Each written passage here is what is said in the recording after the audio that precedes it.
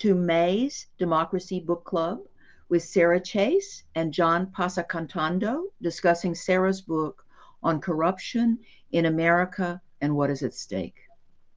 First, an enormous thank you to Books and Books in Miami for hosting today's event on Crowdcast.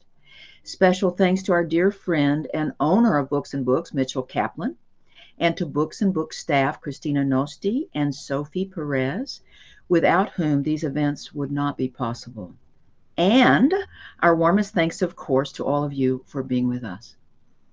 I'm Robin Davidson, a member of the National Steering Committee for Writers for Democratic Action and chair of WDA's Texas chapter. I'm a poet and literary translator, and it is a true privilege to work with WDA. We are an organization of writers worldwide with a membership of over 3,000, and we urge all of you listening to join. Look for the Join Us link on our website. We at WDA are devoted to working on behalf of democracy, especially in the U.S., where our democracy is under attack every day.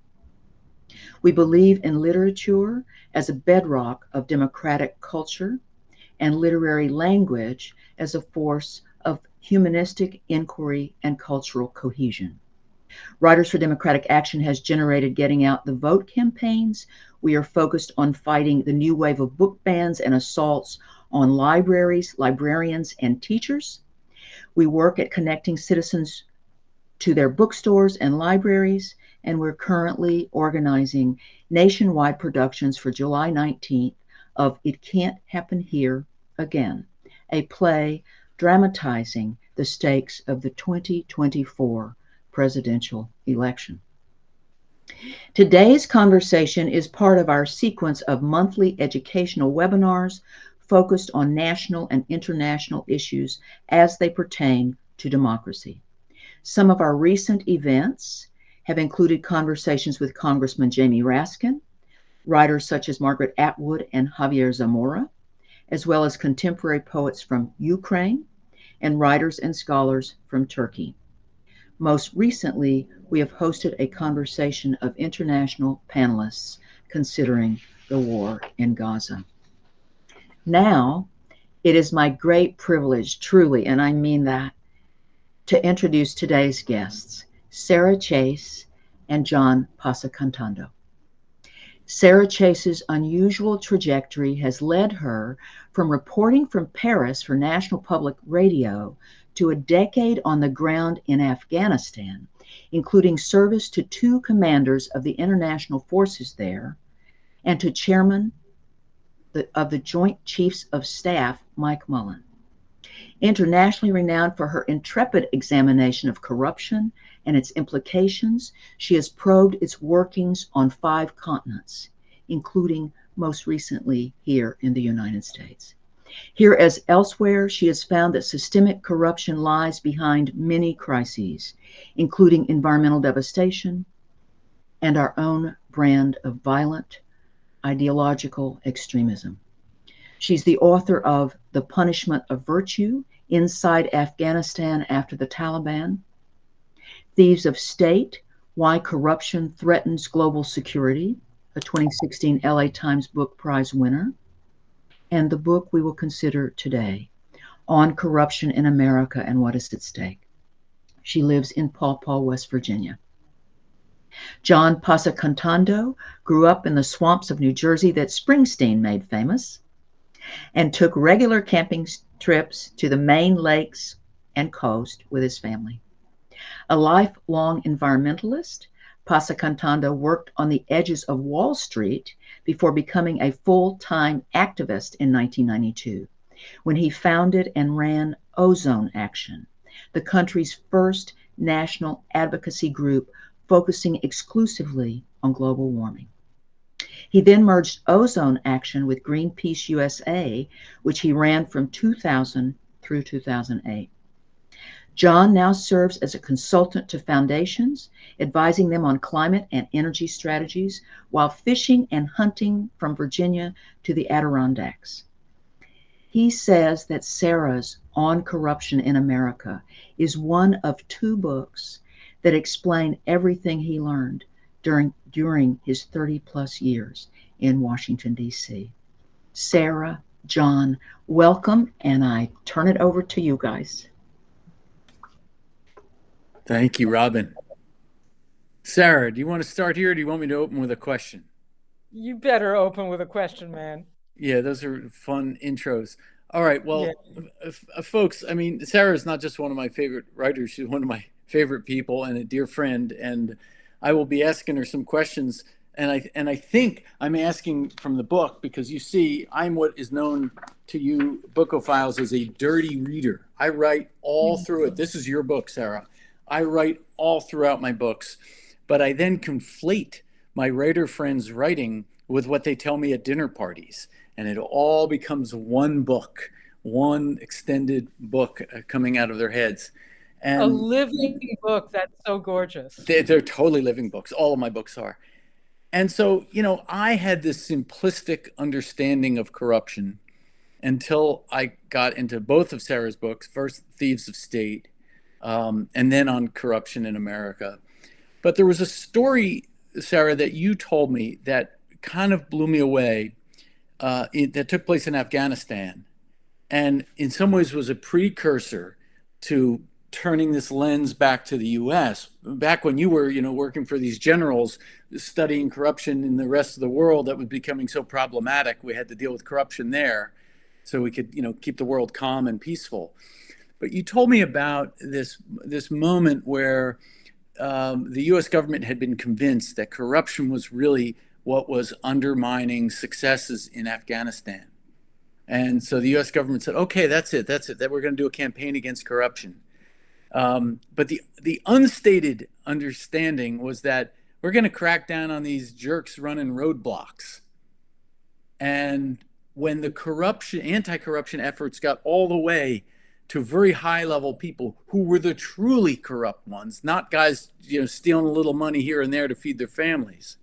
But when it all of a sudden included all the top CIA assets, that is when the State Department or somebody says, oh, no. That is not the corruption we're stopping here.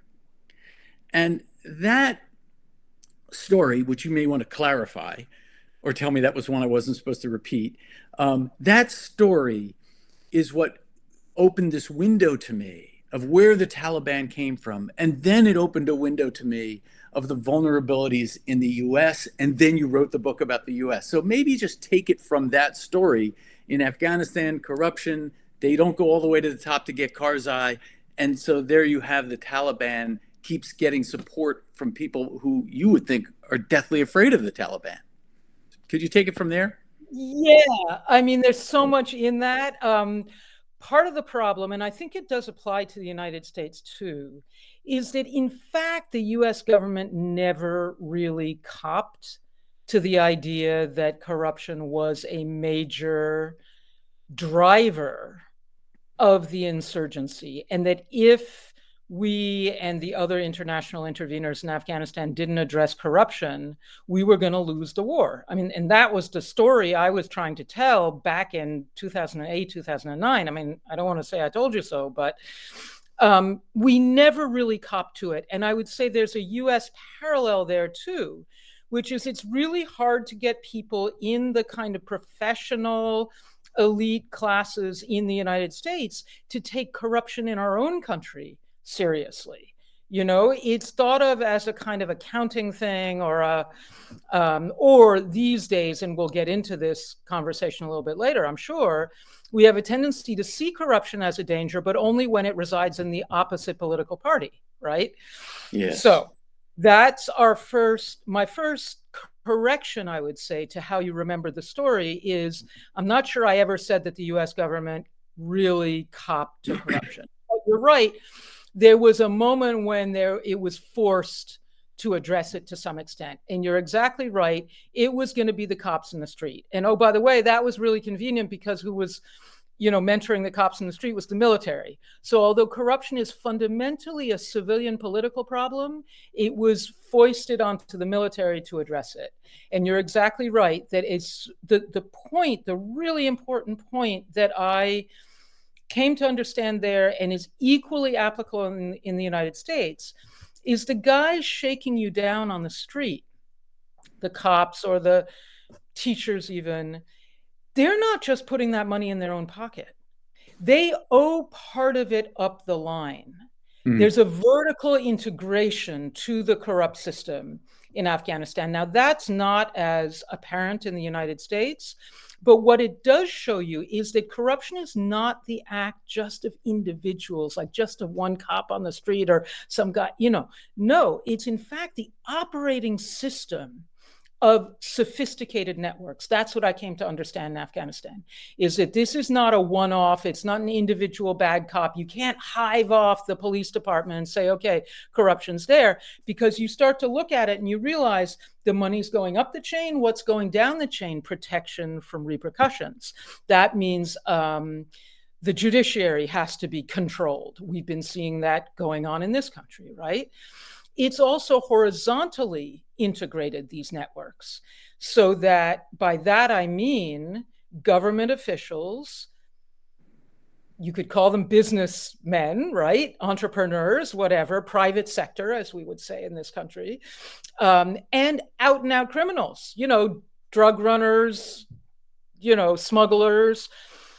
They're woven together in a network that is incredibly adaptive, incredibly sophisticated, very resilient, able to, throw a couple heads to the dogs if it needs to, and reconfigure itself around the spaces. That is what I came to understand in Afghanistan. And you're exactly right that we were still slicing and dicing. We, the United States, was still slicing and dicing. And if you bring that story to here and our corruption in the United States, you can even see individual corruption cases. They're kind of treated like one-off scandals, It's like, I don't know, what's the latest one? Menendez? Yes. Yes, with the gold bars. From an Egyptian or whatever. And so we have a tendency to see this as one bad apple, and we have to find the quid and the quo, and the quid and the quo better be within 5 minutes of each other. And oh, by the way, after the Supreme Court has gotten done with American anti-corruption laws, the range of official actions that have to be taken in order for a quid pro quo to even count legally as corruption is unbelievably narrow. So I think that's really, there's a lot to the story that you remember from when we were talking, but maybe the most important thing to take away from it is this is adaptive behavior. It's group behavior that is incredibly successful. So, we can say the government of Afghanistan did, but for 20 years, the network that was running that country was achieving its objectives. Its objectives were not to govern the country or even really to stay in power. Its objectives were to enrich its members. Wow. So would you say that this is a much more sophisticated, and it's what you really describe in this book, which also has this amazing sweep of history going from, how tribal peoples dealt with the accumulation of wealth and money hogs, back then known as meat hogs, all the way through the Gilded Age, all the way through the present. But this more sophisticated look at how these networks work, and FBI Chief Bob Mueller described this as Iron Triangle, right? He said, I think it was the Iron Triangle of corrupt government officials, corrupt corporate leaders, and these actual mafias, and the intersection of these three build these networks. So, and the quid pro quo, which the Supreme Court says, unless we can see the exact quid for the pro quo, it's not corruption, right? So it's, in some ways, society is moving to this place where it's saying this behavior is almost okay. And one can then, as a nervous employee at the Defense Department who sees his retirement coming, or her retirement coming, or a nervous employee overseeing chemicals at the EPA, can all they have to do is just put their thumb on the scale just a little bit. And industry will say, see, there's a good person there. And then when that person retires, there's a really nice on-ramp to industry for them. But nobody ever had to tell them there's a quid, there's a pro quo, you have to decide this and we're going to give you 50 grand or going to send your kids to college for free. So is that the level of subtlety that you're describing in these networks? Yeah, you're exactly. And that's just what I mean by, by interwoven networks. So often we call what you just described the guy at the EPA who's either put his thumb on the scale or looked the other way or whatever, and then he gets or she gets the job in industry. We call that the revolving door. But again, that implies that it's one individual pushing a door, right?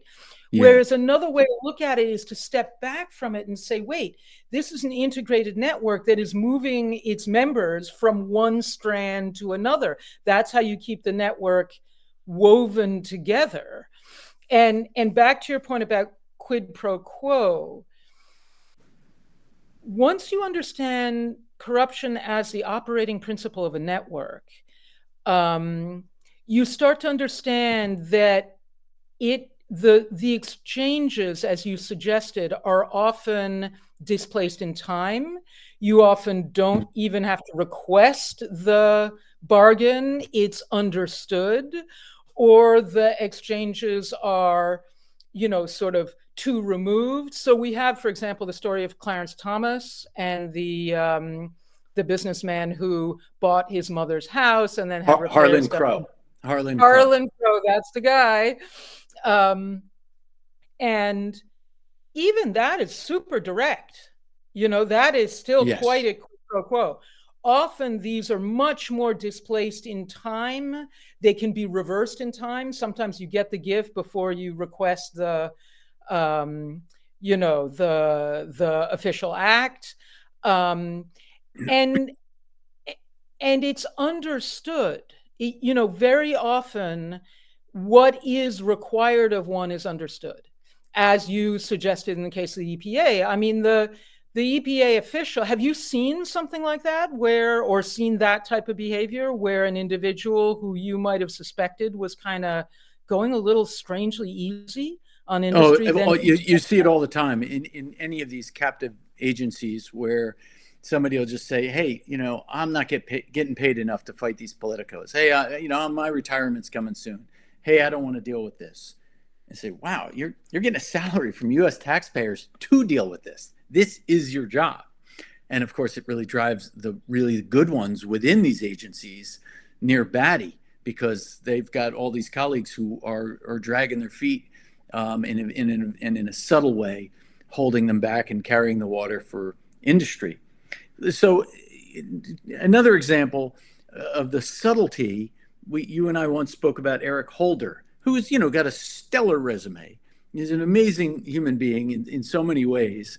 But it comes from Covington and Burling, one of the big law firms defending really criminal behavior at corporations. That's kind of their specialty, right? If a corporate law firm defends criminal behavior at corporations, at least in my interpretation. And when he gets to the Justice Department, again, after having been in the government prior to Covington and Burling, done a lot of amazing things. He's done amazing things about people's access to voting since then. I don't want to just say this guy's all bad, but he's the Attorney General when a series of banks on Wall Street absolutely collapses the global economy. And what happens? Is it a surprise? Right. I mean, is it a surprise that no senior banker, I think one or two banking officials, period, were ever prosecuted? As opposed to, and this was a story that I got into On Corruption in America, 20 years earlier, the savings and loan crisis, you had really serious people in DOJ and in Treasury. And I can't remember, I don't have the numbers now offhand, but I think they had 50,000 approximately prosecution memos. There were thousands of actual prosecutions and I don't know, at least 1,000 convictions of major, executives at savings and loans. And what was interesting was that in the 1990s, very serious study was done of that crisis that really laid out the systemic fraud that allowed for that crisis and suggested a number of reforms. And unfortunately, what happened was when President Clinton came in, instead of ratcheting up the banking regulations, which had been ratcheted up to some extent in the immediate wake of that crisis, suddenly we get a second wave of deregulation. And literally the very guardrails that had been identified as the ones that would prevent another savings and loan crisis were dismantled, and we got 2008.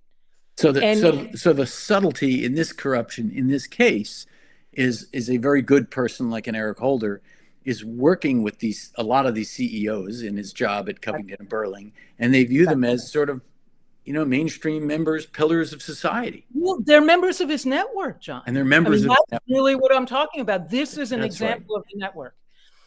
It's an example of the network, and it's an example of how the network will, the network. I'm not saying people meet in, smoke-filled rooms, but they don't have to, is the point. And they do meet. They don't, call a meeting, but they're hanging out with each other. They're talking over trips, hunting trips or dinners or whatnot.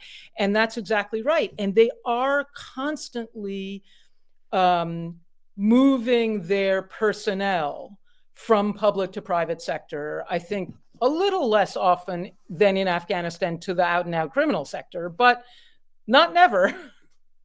So then let's take it to like a landscape view now and just say, do you think this kind of corruption is worse? Does it ebb and flow like tides? And place it in the context of that arc of history that you gave us on corruption in America that goes through the Gilded Age, and what can happen, what vulnerabilities there are to society when corruption gets, is really dialed up to 11, where things go, why that results in, as you have said, radicalization of society members. The quote from the Bible isn't money is the root of all evil. It's love of money is a root of all evil, which is a much more precise quotation. But there is a chapter, the first chapter in On Corruption is actually about money. And I won't dwell on this too much to this afternoon, but there are moments when money becomes the yardstick by which social standing is measured. We're in one of those moments now, and it's not a constant across human history. The Gilded Age, as you mentioned, was another one. And by Gilded Age, I kind of write it large from about 1870 until about 1935-ish. And I mean, it's a fascinating, we really have to get this down. Where money is your measure of social standing, there's no such thing as enough. And we're in that kind of period now. The super rich in this country and around the world, it's a race with no finish line for zeros in bank accounts. And once you're in that type of situation, this type of systemic corruption almost always follows. And so what I saw was the Gilded Age was really the last time that the industrialized world, what you'd call the industrialized world was in the grip of systemic corruption of this type.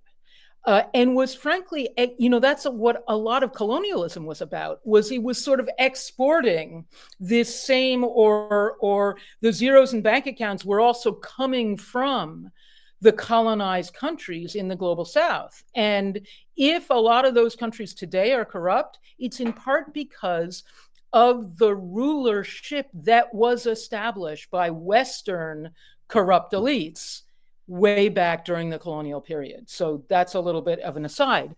What I found, and this is why I'm pretty urgent about this issue. So a couple of things that are important. One is that back in the Gilded Age, to my horror, I discovered that not only did it not matter what political party was in power in the United States, under Democrats and Republicans, the same political economy operated. But that wasn't the only problem. And we can come back to that again about, obviously there's a choice we all have to make in November, and it's a pretty obvious choice, but I think let's come back to that, shall we, John? Absolutely. But what troubled me even more was the fact that under every political system in the industrialized West, whether it was the United States, Democratic Republic, or the English monarchy, or the French Republic, or the German Empire, it was the same political economy. So that really took my breath away. The next thing that happened was I started to wonder, well, how did we get out of it? If there was a period, which there was, between about 1935 and about 1980, when money didn't have this, overpowering social role, and where integrity in government was once again, to some extent, I'm not saying anyone was perfect, but integrity in government mattered. What got us out of it? And what I came to was massive calamity. The very result of the corruption of the Gilded Age Plus was 2 world wars, a Great Depression, a global pandemic, and there was something else. But within that, that's enough. That's enough. You've got, use of the nuclear bomb, 2 genocides. Stock market crash. That was the other thing. Stock market crash that even makes 2008 look, like a shadow. Right. Wealth goes down by 90%. Right. That shocked global industrial elites enough that they actually had to allow for some reforms to be able to make headway. So you have the whole New Deal and all of those reforms, and then you have a few civil rights, consumer rights, the environmental movement grows up in the wake of that. And that it's not that any of those fights were easy, but they could make headway until about 1980, where we fell in love with money again. And we've been sliding backwards into the Gilded Age ever since then. So what scares me, John, and all of you folks out there, and why I'm kind of passionate about this, and why I think this issue goes deeper what we're facing in America now in this electoral season is a subset of this bigger issue, is what I would say. What makes me frightened is that since 1980, we have been on the very same path that we were on starting 1870, leading up to all of those calamities. And I think we've seen some of them, but not the big ones yet. Well, what do you think Americans think about this? I don't know of any polling on this, but there must be. What do Americans think about this? Who cares about it? Who doesn't? Why would somebody not care about it? Is it just too diffuse? Is it something that they don't see it affecting them directly? Do you have any sense on that, the sort of sociological feedback on this? Let's go back to 2016. What were the two most important, who were the 2 most startling candidates who were really doing well in 2016? Donald Trump and Bernie Sanders? The 2 populists. The ones who really blew everyone's minds. What are they doing here? Yeah. What were both of their main campaign slogans? Corruption. Now, I'm not trying to make a comparison between those 2 men. I understand. But what I am saying is that they had something that really galvanized people. I think that Americans are absolutely disgusted at the degree of corruption that there is in the US political system that has been sort of genteelly, painted over, and as you suggested earlier, kind of made legal in a way. People see that. And so when people talk about the corruption of the American system, I think they're right. Now, what I discovered when studying corruption in other countries is when people, and gosh, I think it was John Locke said it, when people have no appeal on earth, the only thing left to them is an appeal to heaven. What he meant by that was they go berserk, they get extreme, they go to war. And so what I found from Afghanistan to Nigeria to Central Asia to Nepal is that people, and it doesn't have to be a majority, when people go to extremes in indignation about corruption, it can be just a very small number who can really disrupt the system. And it's not logical.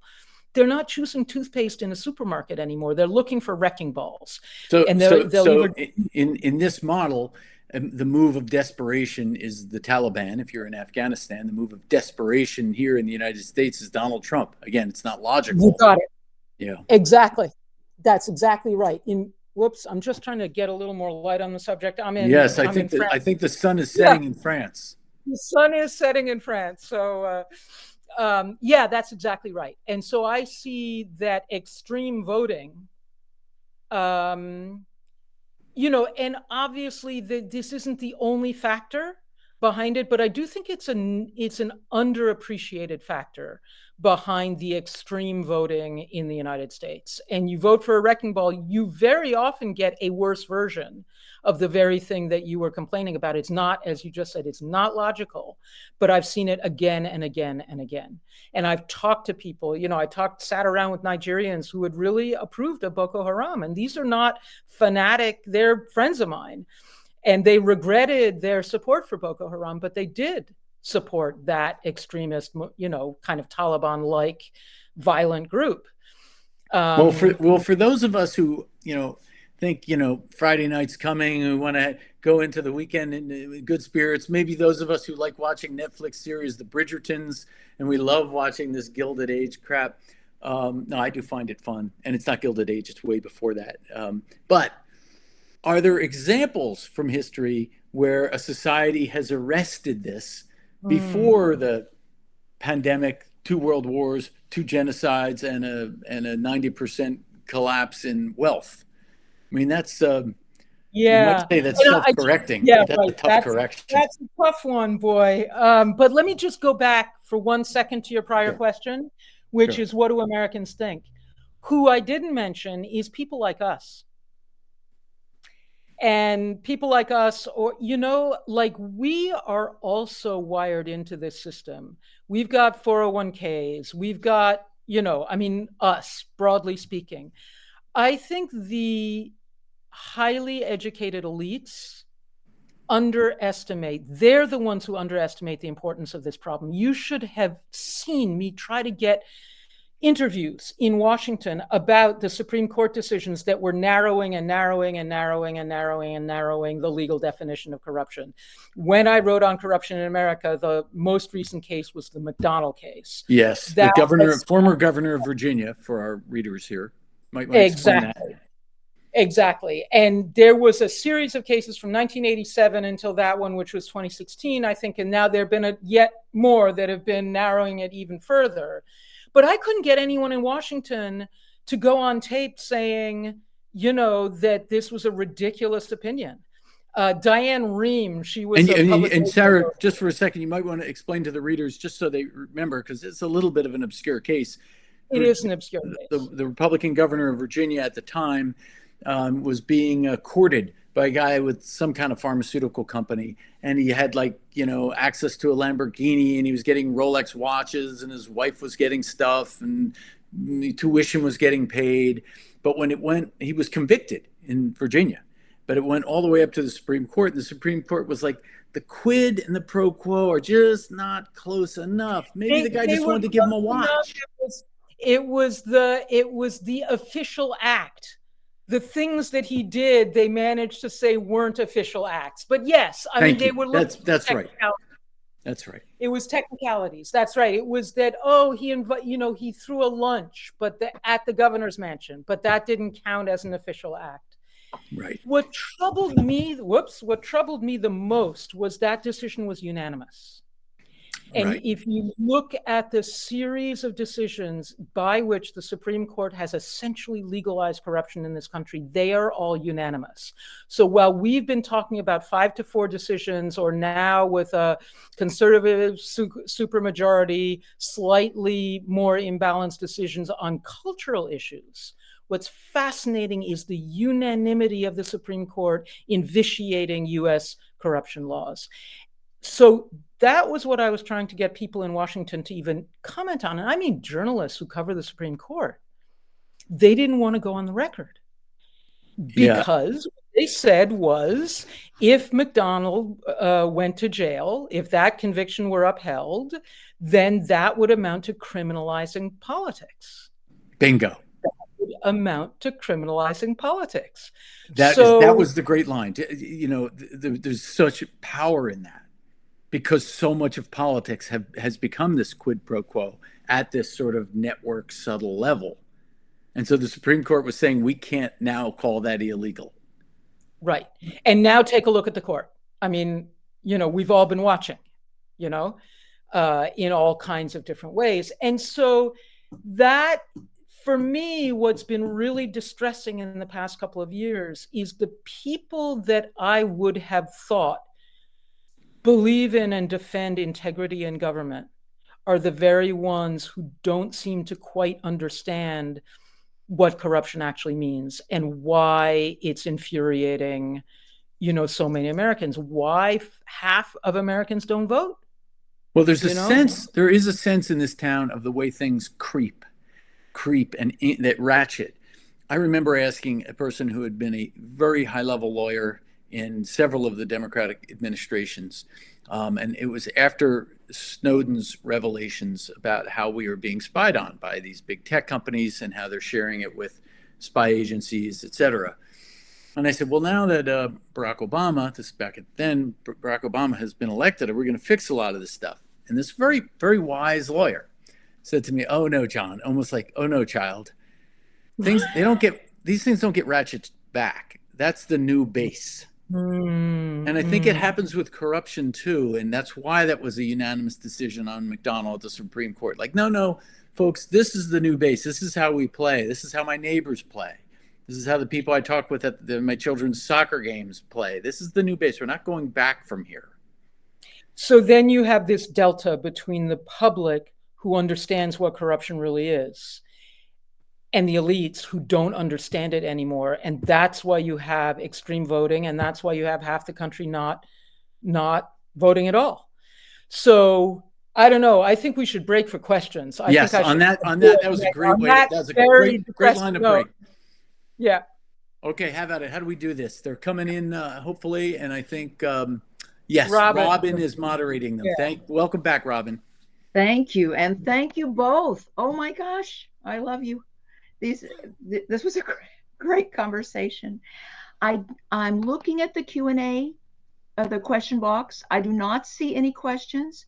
Let's see. They're starting to move now. Oh, good. Okay. Let me see.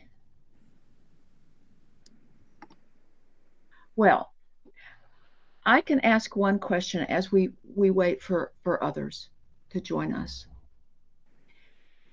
And this is something I have thought a lot about as I've read your book, Sarah, and actually considered your work too, John, with environmental issues. It takes a lot of courage to do what you two are doing. And I guess I wonder, to what extent do you feel, or do you ever feel at risk as you are exploring these issues?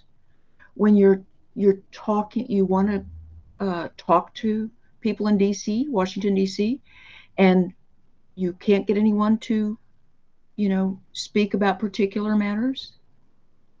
It's just a question that I've thought about as I've read. Sorry, go ahead. You answer that. So I was going to say, John, you take it, because I actually think you've taken a lot more risks than I have. I don't think so. I mean, I've been involved. When you're involved in an institution that you've helped build up, like Greenpeace, you have lawyers around you. You have a imprimatur of being a critic of society. I think writers, I do believe, are more brave. But the ones that I know who write about this stuff, people like Sarah, people like Jane Mayer, they're just tough SOBs. They just they don't back. They just don't back down. And like, you know, trust me, if you go to a dinner party with somebody like this, it's like you're going to hear it, and you may love it and you may not love it, but you're going to hear it. And I don't know. I just think they're built for it. They're built for telling the truth, and they've been doing it so long. I don't know that they would know how not to do it. They don't, you know. There are times you probably are afraid, but it doesn't mean you're going to stop telling the truth, because you just, you know, the Sarahs of the world, they're built to tell us the truth. And I think, you know, Sarah told us so much of the truth. Her On Corruption in America did not become the bestseller that I thought it would. When I read it, I'm like, oh my God, this is going to crush it, you know? Yeah. And I just think I think the ones that really succeed are the ones that tell enough of the truth, but not too much of the truth, right? Because there's a lot of people who can't read that book because it's just like, nah, how did this get to be about me? Or how did this get to be about Dad? And I think Grider did that with Who Will Tell the People back in 1992. He basically said both parties are corrupt. Now, we're not making a Nader argument here, right, Sarah? We're not saying there's problems with both these parties, screw it all, we're independents. We're not. But it doesn't mean we can't say that there's problems that go across the whole landscape. Boy, every exchange is so incredibly rich. So one, yes, I'm kind of a compulsive truth teller, so it's not virtuous at all. But I think, John, you touched on something. The danger, it's not a physical danger, it's a social danger. You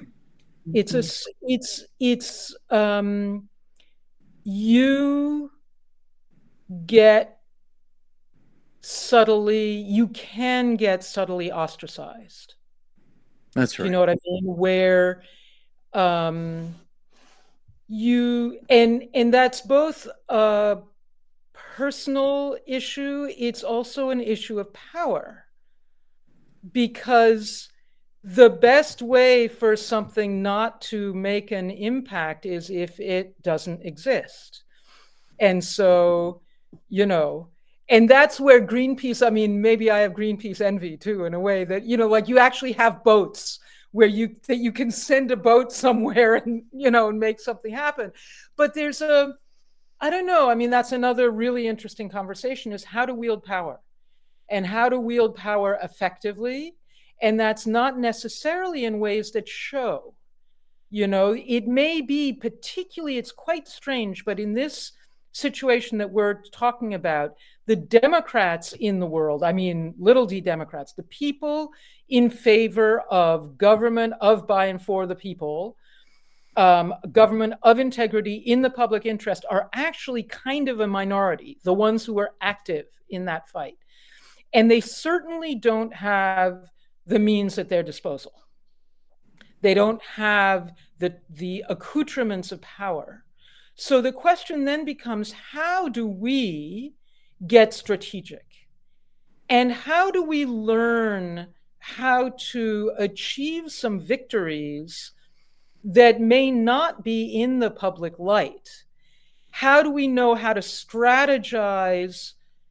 That's why I was so interested in looking at corruption as the operating principle of a network, because what that means is you don't just go out and get active, you have to map the network. And I did not very technical network mapping, but I got involved in that because the point is, then you need to look at the network and what its architecture is and where are the key nodes. Because if you have fewer resources and less material, you know, power, you need to direct it the most effectively possible. So I don't know. I mean, these are brilliant, though. Brilliant. So They're what not. can we do? So Yeah. Osko Melnichuk, for example, has just asked the question that I was thinking of next. So what, for those of us who actually aren't necessarily part of these governing networks, what can we do? I mean, it's a Is really difficult one. I do think so. There are a few just directions that I would go in. One is to say, I think it's very important, and I'm almost quoting my father here, to hold our own side up to its highest principles first. I mean, I get it. There are target rich environments in this country that ideally none of us listening today, are members of. However, the people we have most sway over are our own communities, right? So let's not turn a blind eye on our own communities. And if we do turn a blind eye, then we can no longer say we're making an argument of principle. And once the side that claims to be principled is not making an argument of principle anymore, then it's going to lose. So that's one thing. I think we have to be very, let's see. You mentioned earlier Writers for Democratic Action's work on voter registration, which is super important. Yeah. I think there are simultaneously two ways we need to be thinking during this electoral season. One is, unfortunately, due to the way the US political system is designed currently or is structured, there are very few congressional districts that are really going to sway this election. Let's figure out which ones they are. I think some of the more electorally focused organizations have been working on that, and really devote our limited resources to those very specific congressional districts. It kind of doesn't do much good to spread our limited resources very widely. On the other hand, more generally, if we want to work to improve the health of this democracy, we have to get outside our own circles. We have to work to get the half of Americans who don't vote back to voting. And that means being a little bit less focused on signaling which camp we belong to. The best way to divide the coalition of the egalitarian, cross-cutting egalitarian coalition, the best way to divide it is along identity fractures. And once the meat hogs, is that what you, John, what you reminded me that, right, that they used to be called, that, in a hunter-gatherer tribe, one thing that could get you killed was taking more than your fair share of the meat. It had to be equally distributed. So think of that. The corrupt was one, along with murder, was one of the things you could be executed for. But the only way you could rein them in would be with the rest of the band working in unison. Therefore, once the meat hogs get into coalition, and that's what we're talking about here, once the super rich get into coalition, get into their networks, what they're going to try to do is divide the rest of us up along identity cleavages. And we're all falling for it. So I would say, Askell, that's another thing that we really have to address very strongly, is stop waving our liberal or conservative flags and figure out what are the cross-cutting issues here. I am going to stand up. It's going to look funny in the mirror, in the camera, but I've got to get some light on back here. I should have thought of that as we started. There, that's a little bit better. Thank you. So here's more of this question from Oskold. He said, how is this moment different? A presidential candidate is a felon, yet his party is wholly behind him. His corruption doesn't seem to bother, quote, the people. I mean, his corruption doesn't bother the people who support him any more than Hunter Biden's corruption bothers us, those of us who don't support former President Trump.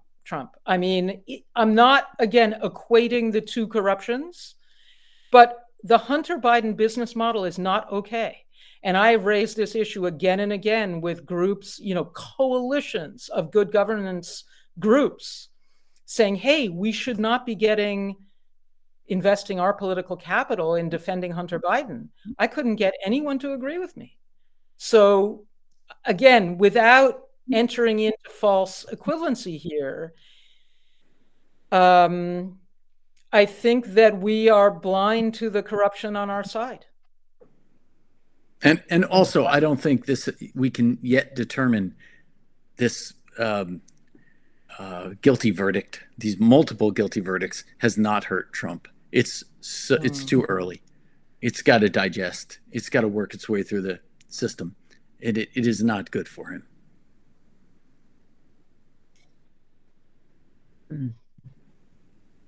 So it's not a matter of going low or high, I don't think. But I do think Sarah is really onto something in the way she's describing that. There are many aspects to a populism or populist candidates, and some of them are very dark, and some can be very racist. But there is also an anti-corruption element to it that I think Biden actually has embraced more than his predecessors. Elizabeth Warren was going to be great on that stuff. It's just, I think sexism is what killed Elizabeth Warren, not her message. But I think these things are slowly working through the system, and I think that court case and that decision we learned of last night is we're not done interpreting that as voters. Yeah, true.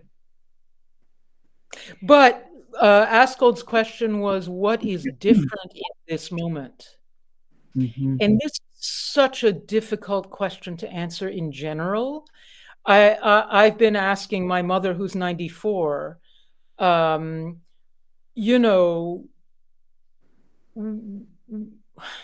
she lived through the 60s, she lived through McCarthy, it's just so difficult to, the human appreciation is so short. We're not even the same people we were 40 years ago to be able to judge what we lived through 40 years ago, let alone judge something against a moment 50 or 100 years ago. I mean, this country has been through a lot of pretty extreme events. You go back and look at how strikes were broken in the 1870s and 1880s. I mean, it was more violent in the United States than it was in Europe. I don't think we've had a president who was convicted of felonies before, but we've had some fairly criminal presidents. And so I don't know. I mean, is this the same America that we were in 1935 or 1885? It's a very difficult, profound, and interesting question. But we are in the America we're in, and the question is, what America do we want it to be? What America are we willing to tolerate it to be? And how much work are we willing to do ourselves in order to bring that America into fruition? Or are we happy to be proud of ourselves and pointing at the evil that's on the other side? That is beautifully said. That was so beautifully said. Yeah. How much work are we willing to do ourselves rather than demonize, an opponent or an apparent opponent? And again, it's not to say that there is no difference. We also have to bear in mind the real differences that there are. I mean, this is asking us to exercise our mental faculties and, Homo sapiens sapiens, right? We're supposed to have those. And we're supposed to be, able to discern, okay, Hunter Biden isn't Donald Trump. However, that doesn't make Hunter Biden okay. When President Biden says my son has done nothing wrong, that offends me. He may or may not have done anything illegal, but it's absolutely obvious he's done something wrong. And it's absolutely obvious that you as vice president should have known. I mean, I can go down the list of the guys that Hunter Biden was having meals with while he puts his dad on speakerphone, and I can tell you right away who I mean, it takes 30 seconds on Google to figure out that these are, among the most notorious kleptocrats of Eastern Europe. So surely the vice president of the United States knows that. Again, I sound like I wail on my own side with more indignance than I wail on others. But that's because I expect more of the people, whom I consider myself to be in community with and who claim to be the family of honesty and integrity. Like, you don't get to just say that. You actually have to hold yourself up to some standards. And this is true then for all of us at any level, those of us with the 401ks or the whatever else. And that's really, I think about that a lot.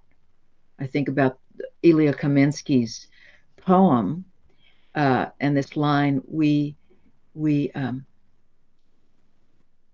lived happily during the war. And the poem, where they're talking about the cilantro that they buy for their salads and so forth. I mean, this is something I think about constantly. My family's savings account, where that money came from. My father was a general attorney for an oil company. Things like that. So, yeah, it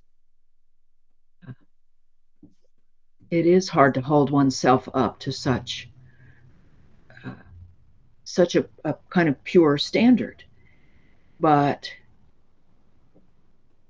I mean, I think we have to do it. We have to try. And the system is set up to make it difficult. You just mentioned 401k, and I had before. John, what's the state of environmental, if I'm a regular person and I don't want my retirement account to be invested in oil companies, what do I do? Well, there are lots of options now. I mean, all the big investors, Vanguard and others, have tons of options where you can steer clear of that stuff. And many of those things have done very well. They do well when the oil stocks are doing badly, and they do comparatively less well when the oil stocks are doing well. But it's honestly, it's easy to keep out of that stuff now. But I don't think perfection is the goal. That's what scares us off from doing anything. 100%. You do some of the things that you can, and you can feel good about that. You don't have to be perfect. I mean, I've got a friend, he lives totally off the grid. He travels around the world on a sailboat. He never turns on the diesel engine. And I laugh. And he goes, John, you should live like this. I said, I know I should, but not going to, and I don't have to feel bad about that. And nobody else should either. But there's a lot you can do. The level of cynicism is always like a great weapon. It's often been, it's an age-old trick. Republicans have tried to make people really cynical about any particular race. You make it as dirty as it can from the beginning, and it suppresses turnout. Mm-hmm. And so I say, no, it doesn't have to be that pure. Just pick one that you think's better than the other. That's all you got. Politics is a really hard business. Don't compare people in politics to the people running your favorite coffee shop. It's a different freaking job. It's way harder. If you really want to learn that, go volunteer in a race. Go get in a race. Get in a local race. Yeah. Just do it for a couple of weeks, and you realize, God, this is hard. Everybody's yelling at us. Everybody's got an opinion. Everybody's throwing stuff at us. You desperately need money. I mean, it's a really hard business. So the good ones that are in there, you mentioned Jamie Raskin. The Jamie Raskins are like great Americans. He's not just a good politician. I mean, he's like a truly great American. Like, you want to put that guy's head up on Mount Rushmore. Those guys aren't better than Jamie Raskin. And and there's not hundreds of those in Washington, but there's dozens of those. Mm-hmm. You I know, think that's absolutely right. And, so right. Don't try to be perfect, but do something. It's not all or nothing. It's somewhere in the middle. And then back to Askold, yeah, get involved. Get involved at the local level.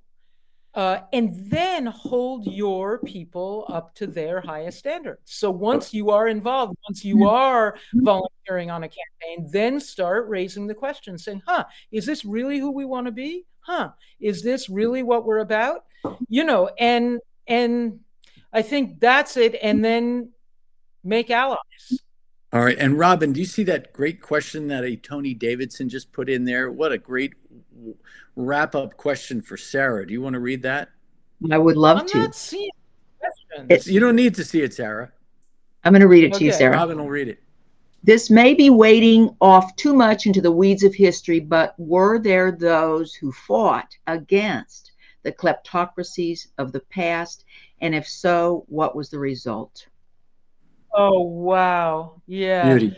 So one of the most exciting things, I had no intention when writing on corruption in America to get as deep into the 19th. I can't stand the 19th century. Like, I was not going to do the 19th century. I was going to do what everyone else does and write 1 or 2 paragraphs on the Gilded Age and be done with it. And then I started reading into it. And I said, first of all, I read into the Gilded Age itself, the barons and all of that. It's like, oh my God, it's kleptocratic networks all over again. I mean, it was just exactly what I had found in Nigeria and, all those places. So that was really exciting. And then I said, okay, well, what were people doing about it? And I decided to focus on 3 of the really major movements. And they were the labor movement, which was stunning. I mean, and when you go back and think about, these were people, first of all, without internet, without social media, without whatever. And a lot of them were fairly recent immigrants from Eastern Europe. And so you had strike, like leaflets being written in 12 different languages, but they had to be actually written and typeset and stuff like that. You had people standing up to physical violence on the part of the Pinkertons and meaning the armed guards that the companies called in and the steelworks and the coal mines and the railroads and whatever. I mean, the physical courage, and excitingly, and this comes back to Writers for Democratic Action, there was always a cultural element.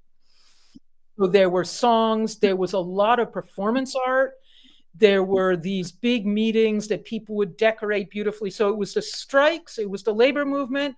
It was, again, poor name, but the anarchists. The really interesting political thinkers were in that type of movement who were really trying to think through. They were not for no government or structure at all. They were for a much more localized and broad-based governing principles. They were really interesting. And the ones who really blew me away were called the Farmers Alliance. And this surprised me because it was, supposedly rural yokels, the people who urbanites love to look down on. And they were by miles, in my view, the most sophisticated in their understanding of what the kleptocratic government was doing and how it was controlling the system, and in devising a lot of solutions. Everything from joining together to market their products as a group and also purchase their inputs wholesale and then divide it up because they were being killed by all the little stores. But they also, they were taking buggies and horses to the local schoolhouse and sitting on their kids' little school chairs in order to have, and they would get, it would be traveling teachers, actually. It was education based. And they would learn, they would be discussing different ways of rotating crops, and then also the gold versus silver monetary system. They were doing really very complex financial analysis in the little schoolhouses, along with very practical agricultural education. So that got me very excited about kind of democratic grassroots education as a movement building process. These three movements achieved many of the great reforms of the 1930s, including direct election of senators, including, Social Security and minimum wage, and the 8-hour work week. 8-hour workday was a huge fight of these groups. However, the three groups were all destroyed well before the reforms were actually adopted. And that also gave me pause. I thought these people were so sophisticated and so dedicated and so creative and so courageous in the ways that they took on this system. I'm not really seeing the parallel today. And so that comes back again to, what do we do? And I think we have to get into the fight in much more creative ways. And I do have a whole chapter on these three movements On Corruption in America, and I found them incredibly inspiring. So it's not like I'm trying to sell books or anything, but I mean, just as models. I want you to sell lots of them. That's the early version. I want you to sell lots of them. There is a link. There is a link below the screen here that says, buy the book here. I do think that this is a start. This is a way into that conversation. If you can't go to a dinner party with Sarah, but the dinner party, I mean, you're going to get so wound up. You need gummies to go to sleep at night. You can't come down from it. So the book is safer. The book is safer. I want to put my word in for the John dinner party, which is the first time I met John and a couple of his co-conspirators. I came away saying, and this is the final answer to all the questions about how to do this. Uh-oh. It's make the fight a celebration. That's what I came away from that dinner party with. It's like these guys loved it. They were in the fight and they were having a great time.